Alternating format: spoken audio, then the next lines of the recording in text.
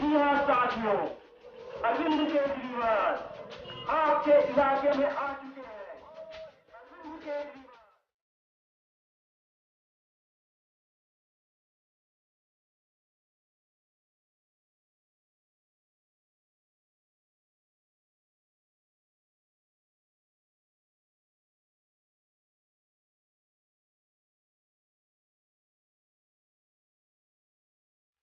के खिलाफ देश की सबसे मजबूत आवाज अरविंद केजरीवाल। जी हाँ, अरविंद केजरीवाल आपके इलाके में आ चुके हैं। अरविंद केजरीवाल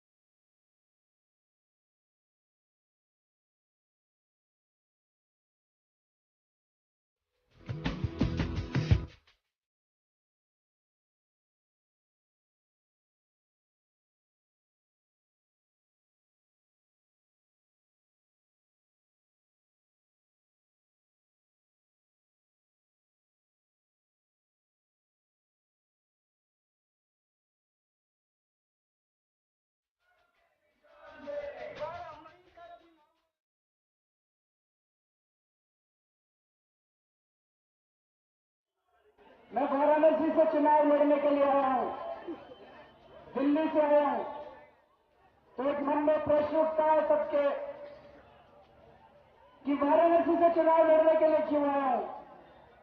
दोस्तों, अगर मेरे को केवल सांसद बनना होता, संसद में जाना होता, एमपी बनना होता, तो मैं दिल्ली से चुनाव लड़ लेता, किसी भी सीट से चुनाव लड़ता, चुनाव जीत जाता। वाराणसी से चुनाव लड़ने के लिए क्यों आया हूं? वाराणसी की जनता से अपील करने के लिए आया हूं कि अगर आपने नरेंद्र मोदी जी को जिता दिया तो नरेंद्र मोदी जी देश को उठा के कुछ अंबानी और अडानी को बेच डालेंगे। दोस्तों, आप लोगों को देश को बचाने की अपील करने के लिए आया हूं। आप लोगों को देश को बचाने की अपील करने के लिए आया हूं। अभी आप लोगों ने देखा चारों तरफ होर्डिंग लगे पड़े हैं जी, चारों तरफ अब की बार मोदी सरकार, इतने बड़े बड़े होर्डिंग देखिए आप लोगों ने सबने। और केवल बनारस में नहीं लगे पड़े, पूरे देश में कहीं चले जाओ, किसी गांव में चले जाओ, पूरे देश में कोने कोने में होर्डिंग लगे पड़े हैं। दिल्ली में, बंबई में, कलकत्ते में, चेन्नई में, अहमदाबाद में, इलाहाबाद में, बनारस में, पूरे देश में नरेंद्र मोदी जी के होर्डिंग लगे पड़े हैं। अब की बार मोदी सरकार कहां से आएगी इतने पैसे? एक एक होर्डिंग के 3-3 लाख रुपए लगते हैं। कहां से आए इतने पैसे? अखबार उठा लो, हर अखबार में हर रोज 6-6 पन्नों के एडवर्टाइजमेंट आ रहे हैं, इनके बड़े बड़े एडवर्टाइजमेंट आ रहे हैं। देखिए आप लोगों ने सबने पैसे, रोज इनके एडवर्टाइजमेंट आ रहे हैं। टीवी खोलो, टीवी के अंदर इनके एडवर्टाइजमेंट आ रहे हैं। अखबार में आया था 5,000 करोड़ रुपए खर्च कर रहे हैं नरेंद्र मोदी, 5,000 करोड़ रुपए। कहां से आ रहे हैं भाई साहब इतने पैसे? कौन दे रहा है इतने पैसे? वही लोग दे रहे हैं जिनको 1 रुपए मीटर की जमीन दी थी इन्होंने, जिनको गुजरात में 1 रुपए मीटर की जमीन दी थी, वही मोदी को पैसे दे रहे हैं। जो भी मोदी जी को पैसे दे रहे हैं 5,000 करोड़, भाई साहब चुनाव के बाद 5 लाख करोड़ तो निकालेगा। गलत तो नहीं कह रहा जी? पीछे वाले बताना जरा, गलत तो नहीं कह रहा? 5 लाख करोड़ तो निकालेगा जो भी मोदी जी को 5,000 करोड़ दे रहा है। कहां से निकालेगा? आपकी जमीनें छीनी जाएंगी। ये गंगा की सफाई कागजों में होगी बस, वाराणसी की सड़कें कागजों में बनेगी बस, वाराणसी में सीवर कागजों में बनेंगे बस, तभी 5 लाख करोड़ निकलेंगे, नहीं तो 5 लाख करोड़ कहां से निकलेंगे? इसलिए मैं वाराणसी से चुनाव लड़ने के लिए। जब से मैं काशी आया हूं तब से मेरे ऊपर हमले हो रहे हैं। पहले इन्होंने अंडा फेंका मेरे ऊपर, उसके बाद इन्होंने स्याही फेंकी मेरे ऊपर, अभी कुछ दिन पहले बोतलें फेंकी इन्होंने मेरे ऊपर, कुछ दिन पहले पत्थर मारे इन्होंने मेरे को। मैंने क्या कसूर किया है जी? चुनाव ही तो लड़ रहा हूं। चुनाव तो बाकी भी बहुत सारे लड़ रहे हैं, अजय राय भी लड़ रहे हैं। ये बीजेपी वाले अजय राय पे पत्थर नहीं मारते, ये बीजेपी वाले साइकिल वालों पे पत्थर नहीं मारते, ये हाथी वालों पे पत्थर, दूसरी पार्टी वालों पे पत्थर नहीं मारते। मेरे पे क्यों मार रहे हैं? क्योंकि मैंने इनका सारा भंडा फोड़ दिया, ये सारे कागज दिखा दिए मैंने, ये सारे कागज मैंने जनता को दिखा दिए, सच्चाई बता दी। दोस्तों, इस देश की सबसे भ्रष्ट, सबसे ताकतवर, सबसे अमीर ताकतों के खिलाफ लड़ रहे हैं हम लोग। अब वो हारते हुए नजर आ रहे हैं, इसलिए मेरे को पत्थरों से मारते हैं। एक और प्रश्न जो कई लोग मेरे से पूछ रहे हैं, आपने दिल्ली की गद्दी क्यों छोड़ी थी? पहली चीज तो जैसे ही मैंने मुकेश अंबानी के खिलाफ ये एफआईआर दर्ज कराई, भाई साहब, मुकेश अंबानी की इस जेब में कांग्रेस है, इस जेब में बीजेपी है। जैसे ही मैंने ये एफआईआर दर्ज कराई, मुकेश अंबानी ने दोनों पार्टियों को बुला के कहा कि अब केजरीवाल की सरकार नहीं बचनी चाहिए। दोनों पार्टियों ने षड्यंत्र रचा। 3 दिन बाद विधानसभा का सत्र था।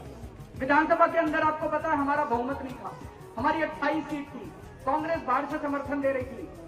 विधानसभा के अंदर कांग्रेस जाके बीजेपी से मिल गई, उनकी 40 सीट हो गई, हमारी 28 सीट हो गई।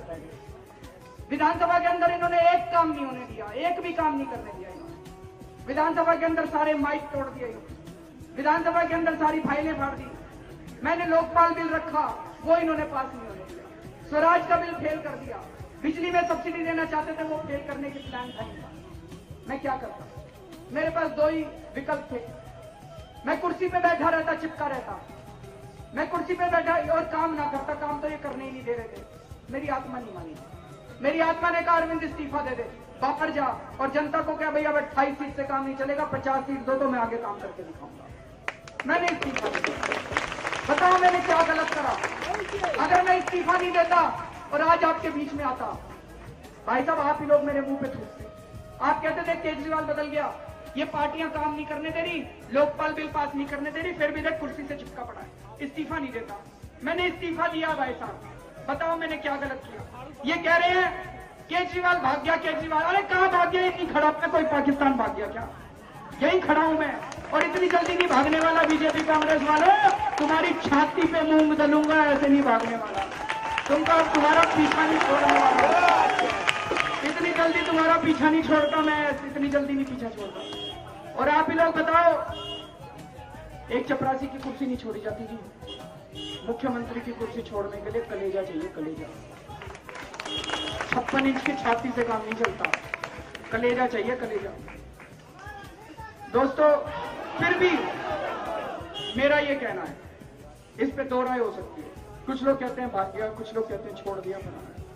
पैसे तो नहीं खाए, नहीं जी, भ्रष्टाचार तो नहीं करा, इस्तीफा ही दिया है, पैसे तो नहीं खाए, भ्रष्टाचार तो नहीं करा। अरे ये तो देश लूट के बैठे हैं, फिर भी कुर्सी नहीं छोड़ते।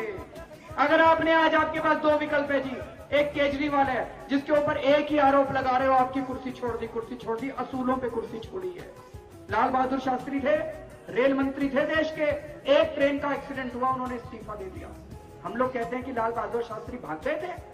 गर्व होता है हमें लाल बहादुर शास्त्री के ऊपर कि असूलों की राजनीति की थी। हमने भी असूलों की राजनीति की, असूलों की वजह से इस्तीफा दिया। आपके पास 2 विकल्प है जी, एक नरेंद्र मोदी और एक अरविंद केजरीवाल। नरेंद्र मोदी जो कि गुजरात को उन्होंने उठा के मुकेश अंबानी को दे दिया, मुकेश अंबानी के लिए गैस के दाम बढ़ाना चाहते हैं। अरविंद केजरीवाल जो गैस के दाम कम करने के लिए लड़ाई लड़ रहा है। नरेंद्र मोदी जो मुकेश अंबानी की सेवा के लिए कुछ भी कर सकते हैं, उसके एजेंट के रूप में काम कर रहे हैं। अरविंद केजरीवाल जो मुकेश अंबानी के खिलाफ एफआईआर करने की हिम्मत रखता है। चुनाव आपको करना है।